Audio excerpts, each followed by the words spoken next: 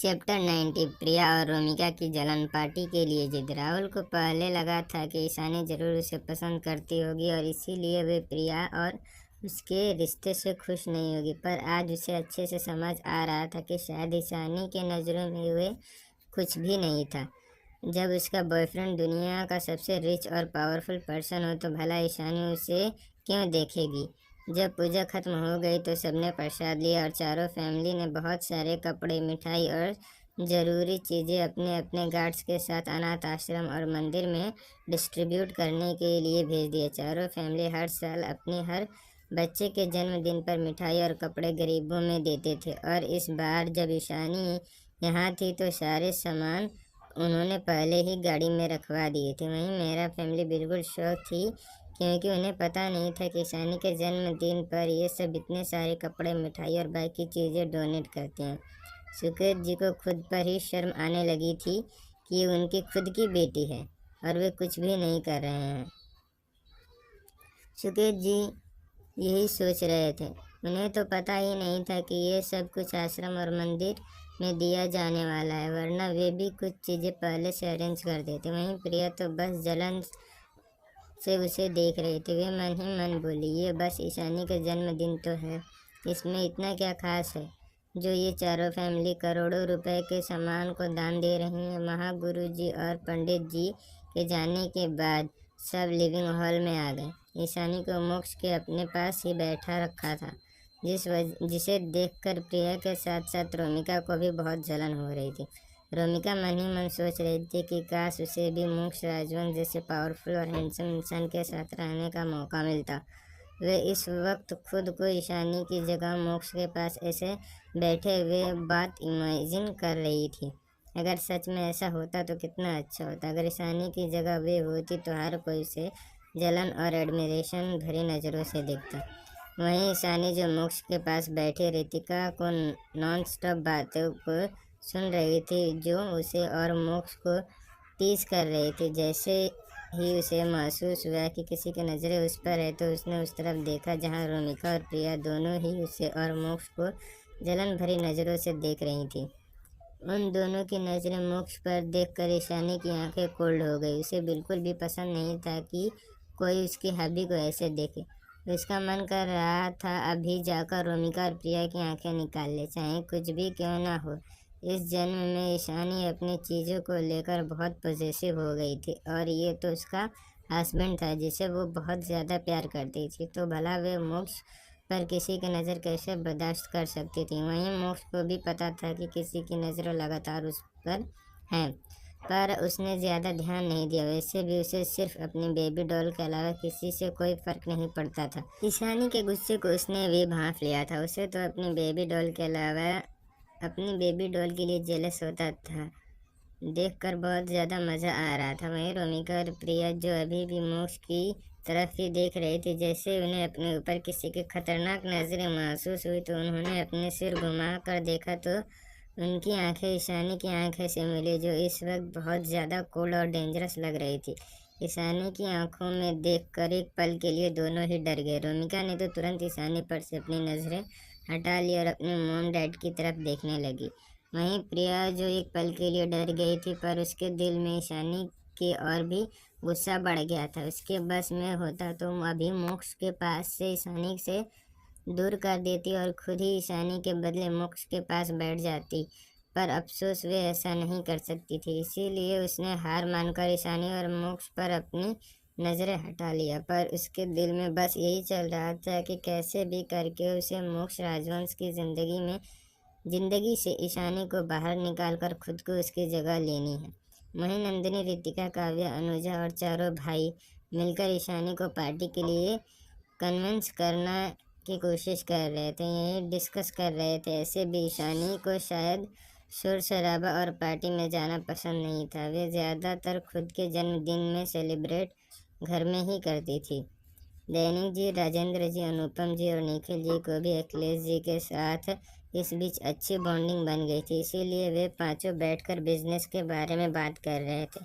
वहीं रविकांत जी, देवेंद्र जी, अविनाश जी और विशंबर जी भी नरेंद्र जी के साथ बात कर रहे थे, और उनके ज़्यादातर बातों में ईशानी के बारे में बात शामिल थी। विशंबर जी तो बड़े प्राउड के साथ ईशानी के बारे में सब कुछ बता रहे थे कि कैसे उनकी प्यारी पोती पॉलिटिक्स में भी माहिर है, जिसे सुनकर रविकांत जी और नरेंद्र जी हैरान थे। नरेंद्र जी को सच में लग रहा था कि उनकी पोता बहू सच में एक खजाना है जो हर फील्ड में माहिर है, और ये बात सच सोच कर उन्हें थोड़ा प्राउड हो रहा था कि इतनी अच्छी लड़की उनके घर की बहू बनने वाली है। उन्हें अपने पोते मोक्ष की चॉइस पर तो हमेशा प्राउड फील होता था। अगर वे खुद मोक्ष की शादी किसी अच्छे खानदान की लड़की से भी कराते तो भी शायद वे लड़की ईशानी जितनी इम्प्रेसिव नहीं होती। देविका जी, सीता जी और प्रभा जी से बात कर रहे थे। तीनों ईशानी के बारे में ज़्यादा बात कर रहे थे। वहीं महाजन फैमिली तो सिर्फ मेरा फैमिली से ही बात कर सकते थे, क्योंकि उनसे तो बाकी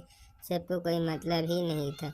उन्हें ये आउटसाइडर जैसे फील हो रहा था। सबके चेहरे पर खुशी थी, पर माहौल अच्छा था। पर उन सब ने जैसे ही महाजन फैमिली को पूरी तरह से कॉर्नर कर दिया था, यही हाल मेरा फैमिली का भी था।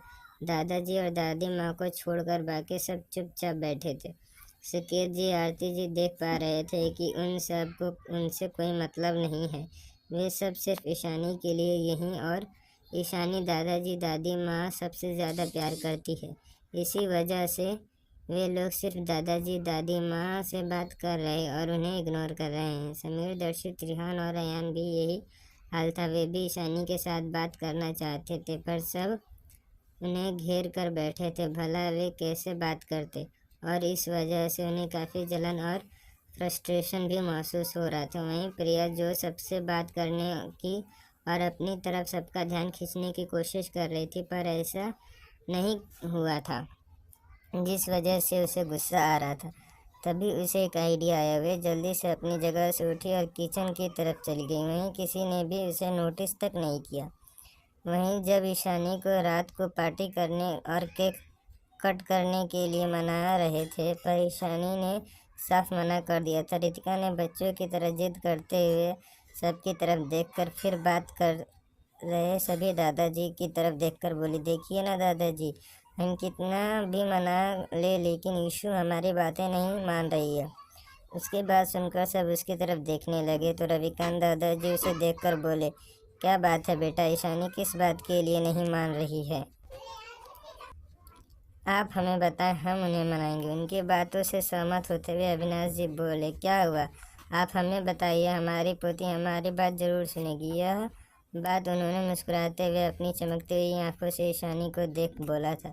उनकी चमकती आंखें देख ईशानी ने लाचारगी से अपना सिर हिला दिया, क्योंकि उसे पता था कि जरूर उसके अविनाश दादाजी बाकी सबको चिढ़ा रहे हैं और ये देखने की कोशिश कर रहे हैं कि ईशानी के दिल ने वही सबसे ऊपर है। उनकी ये बचकानी हरकतें ईशानी पहले भी कई बार देख चुकी थी, इसीलिए उसे कोई हैरानी नहीं हुई। रितिका उन सबको देखकर मासूम बनते हुए बोली, हम सब कब से बोल रहे हैं ईशानी को पार्टी के लिए, पर वो मान ही नहीं रही है। उनकी बात सुनकर अविनाश जैसे ही कुछ कहने वाले थे, ईशानी को समझाने के लिए उससे पहले विशंबर जी ने बोला, अगर मेरी पोती को पार्टी करने की इच्छा नहीं है तो कोई बात नहीं, उसे ज़बरदस्ती नहीं कर सकते। उनकी बात सुनकर अविनाश जी गुस्से से उन्हें घूरने लगे। बूढ़ा हमेशा ईशानी की नज़रों में अच्छे बनने की कोशिश करता रहता है, जैसे ईशानी सिर्फ उसकी पोती है और ईशानी पर उनका कोई हक नहीं। उनकी बात सुनकर रितिका के साथ साथ बाकी सब भी मायूस हो गए। उन्हें लगा नहीं था कि विशंबर जी ईशानी की मानने की जगह उल्टा ऐसा बोलेंगे। वे सब यही बात कर रहे थे कि ईशानी की पार्टी के लिए कैसे कन्विंस करें। तभी प्रिया कुछ सर्वेंट के साथ अपने हाथों में जूस और कोल्ड ड्रिंक्स की ट्रे लेकर हॉल में आते हुए अपने चेहरे पर झूठी मासूमियत लिए बोली, ईशानी, इतनी ज़िद्दी होना अच्छा नहीं है। जब वे सब बोल रही थी तो तुम्हें उन सबके दिल रखने के लिए यही सही पर मानना चाहिए। उसकी बात सुनकर सबकी नज़रें प्रिया की तरफ मुड़ गई, जो अपने चेहरे पर मासूम एक्सप्रेशन लिए किसी अच्छी संस्कारी लड़की की तरह अपने हाथों में ट्रे लिए हॉल में आ रही थी। अगर इस वक्त कोई और उसकी बात सुन लेता तो प्रिया को अच्छे से ना जानता, वे ज़रूर ये सोचने पर मजबूर हो जाता कि इस दुनिया में प्रिया से ज़्यादा समझदार और मासूम लड़की शायद कोई है ही नहीं। पर यहाँ बैठे पांचों फैमिली को प्रिया की असली रंग अच्छे से पता था, सिर्फ सुखी जी, आरती जी और मेहरा फैमिली के चारों भाइयों को छोड़कर, क्योंकि उनकी आंखों में तो प्रिया के प्यार की पट्टी अभी भी बंधी हुई थी। भले ही वे सब अब प्रिया से इतना ज़्यादा प्यार नहीं करते, पर चारों भाई प्रिया को पहले की तरह प्रिंसेस ट्रीटमेंट भी नहीं देते थे, पर फिर भी इतने सालों तक प्यार खत्म नहीं हुआ था। बस इतना बदल गया था कि वे लोग अब ईशानी से भी प्यार करते थे। अभी के लिए इतना दोस्तों, मिलते हैं नेक्स्ट चैप्टर।